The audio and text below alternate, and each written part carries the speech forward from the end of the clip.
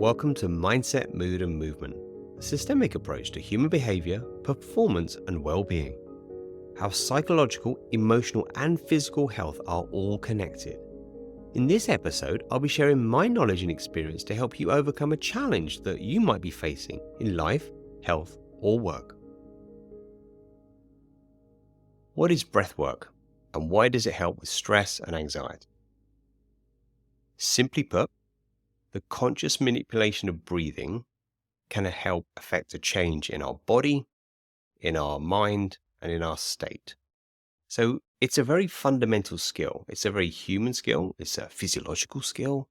And it's one that is, of course, starting to become more and more aware in today's world. And it's fascinating. So you may have some knowledge on this and you may know nothing. So I'm going to take this from the basics up. Uh, to give you a little bit of background, my introduction to conscious breathing started many years ago when I did yoga practice. And for those of us who've done a yoga class, you'll be guided by the teacher about always paying attention to the breath. There's a certain cadence to the breath. And I just thought that's what we do here. It was in that practice that I started to learn that I was changing how I felt and that I could use this type of yoga breathing, as it were at the time, to help me feel different, to help me relax, to help me clear my mind. And I've done yoga for many, many years. And in the more recent years, I've got interested in the scientific side of it. I trained with Patrick McEwen, the Oxygen Advantage, and he's a real proponent in the field. And there's many other people. Wim Hof, of course, is a famous person that people know. There's Brian McKenzie in America. There's people doing some good stuff around this and adding lots of layers of science, sport, and how the whole mind-body system works. But today I wanted to give you a little intro and to talk about one particular nuance, which is about dealing with stress and maybe anxiety as well. It's a big one. It seems to be ubiquitous in our culture. There are so many pressures. There are so many things we have to do.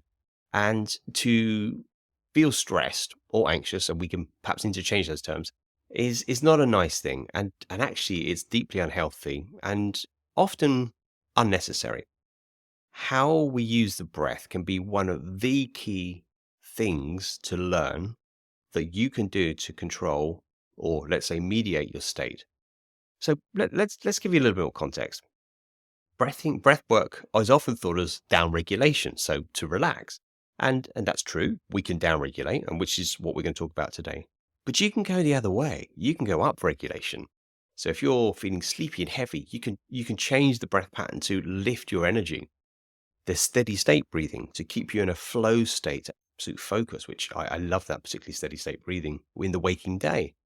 And then I would say there is breath pattern and understanding that it connects you to your body, it connects to movement, and it connects to exercise.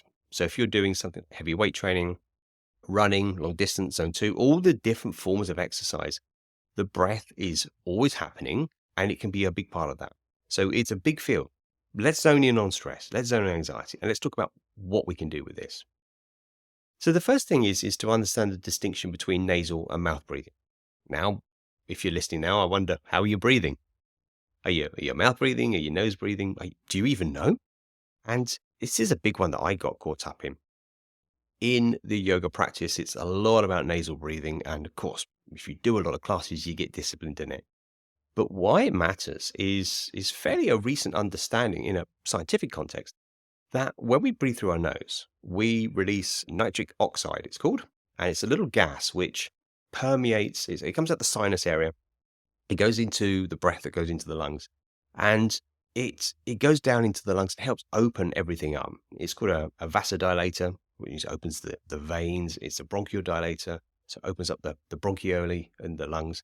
And essentially, it's also got an antibacterial and antimicrobial function to it. So nitric oxide has been often cited as the miracle gas that's only been found in more recent times. If we nasal breathe, this gas is distributed in the sinus area and it goes down into the lungs. We get all of the benefits, whether you are looking to downregulate or looking to be a more performing athlete. Mouth breathing does not distribute this because it's distributing the sinus. So the first thing is to know that the nasal breath is fundamental for, this is one reason. Secondly, nasal breath is easy to control. We can mouth breathe deep and quick. And the problem with that is we can go into let's say a big gulp of air, and there's a tendency to mouth breathe and upper chest breathe. Why this matters is because if you're upper chest breathing, from a biomechanical point of view, you are only using the upper parts of the lungs, which are less able to do osmosis and exchange the oxygen into the bloodstream, which is the lower part. But if you're chest breathing, it's predominantly a sympathetic nervous system response, i.e., it's a stress response.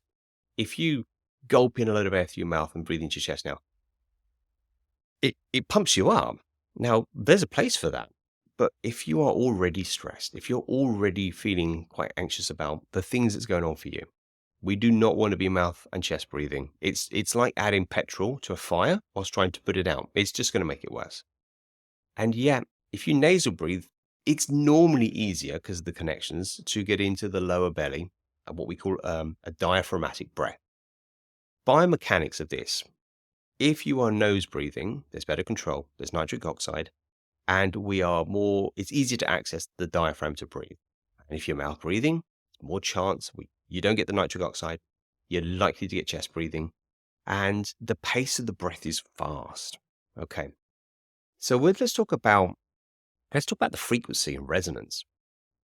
A lot of breaths are taken in a day. It's something like 20,000 breaths a day a person will take. So it's huge. And we can't go very long without the breath. We can live without food for weeks. We can live without water for days. Most people can't live without air for probably more than about 15, 20 seconds. It's so fundamental. We are breathing all the time.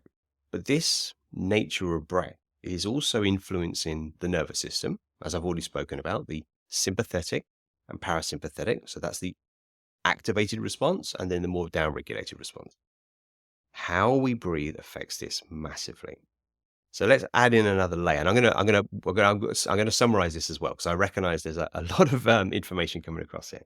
But the diaphragm is this big donut-shaped muscle, roughly abdominal area, belly area. So when you take a belly breath, you might try it now. So breathe in.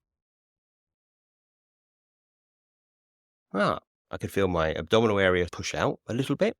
The reason for that is the diaphragm presses the abdominal contents down, and of course that makes the belly stick out a little. Now, we don't want to get caught up in like, I've got a big belly and all the worry what people think about. Understand that belly breath is a healthy breath. That's the diaphragm, the big breathing muscle working well.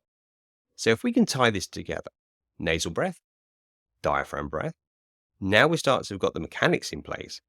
Let's understand the frequency and cadence. So I did a little play a minute ago with a fast mouth breath, how that was all going. Let's try one together. So I'm going to invite you to breathe in through your nose to your lower belly. And then breathe out from the belly to the nose.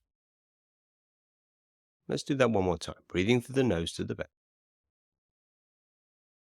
And breathe out from the belly to the nose.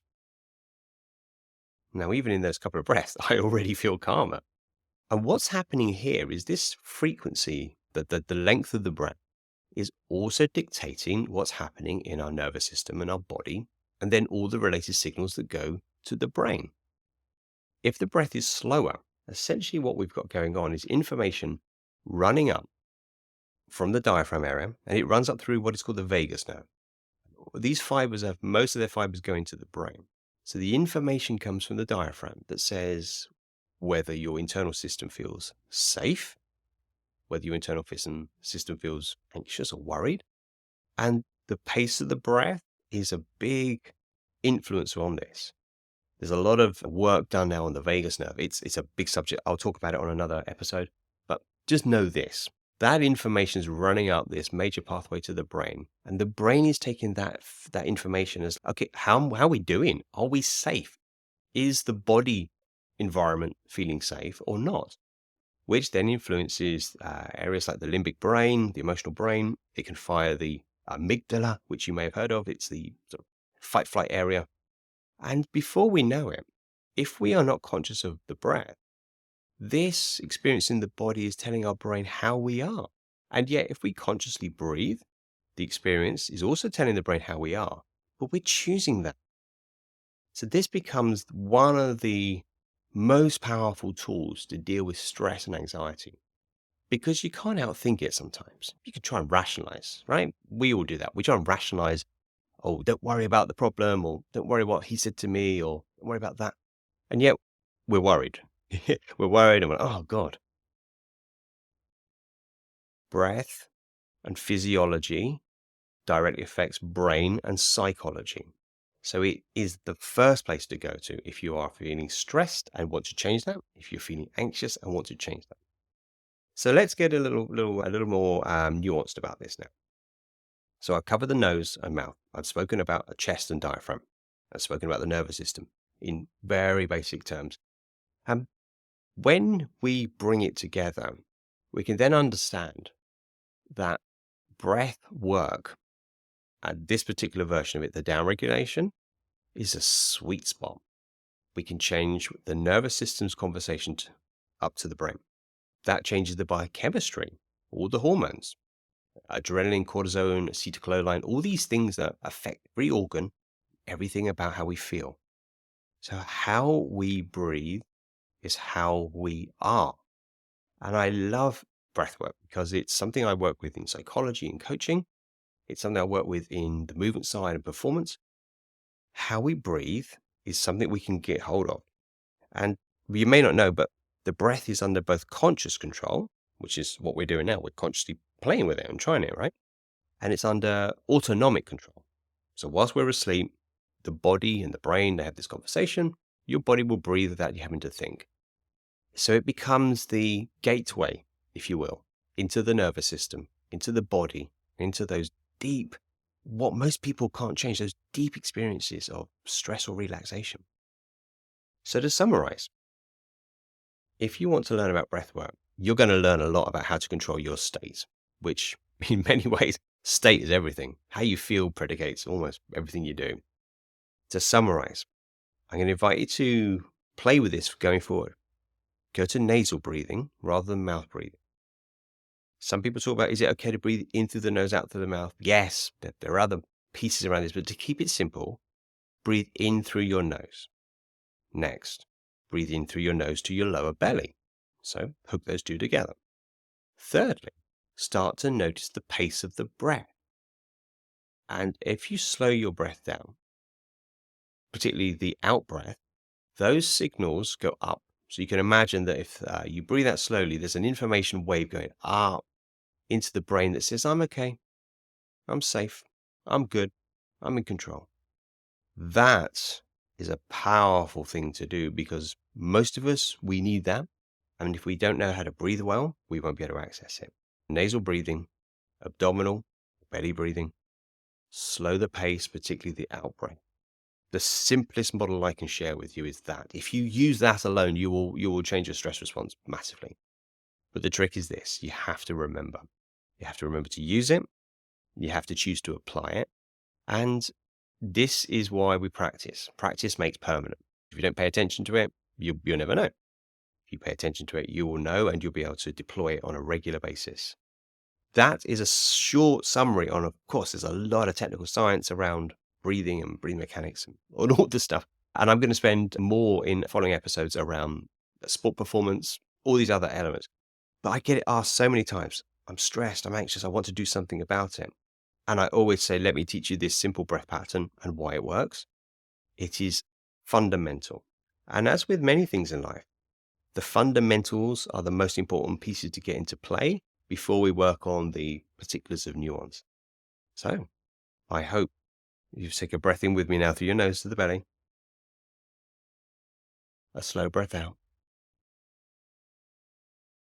A breath through the nose into the lower belly. And a slow breath out. And I hope you can take that breath pattern with you and down-regulate when you need to. Reduce the stress, reduce the anxiety, and know that you can get some semblance of control over this when you need to by using the breath. Thank you so much for listening. If you enjoyed the episode, please subscribe. And if a friend would benefit from hearing this, do send it on to them as well. If you would like to get in touch yourself, then you can go to my website, which is saljeffreys.com, spelled SALJEFFERIES, saljeffreys.com. hit the Get in Touch link, and there you can send me a direct message. If you'd like to go one step further and learn whether coaching can help you overcome a challenge or a block in your life, then do reach out and I offer a call where we can discuss how this may be able to help you. Until the next time, take care.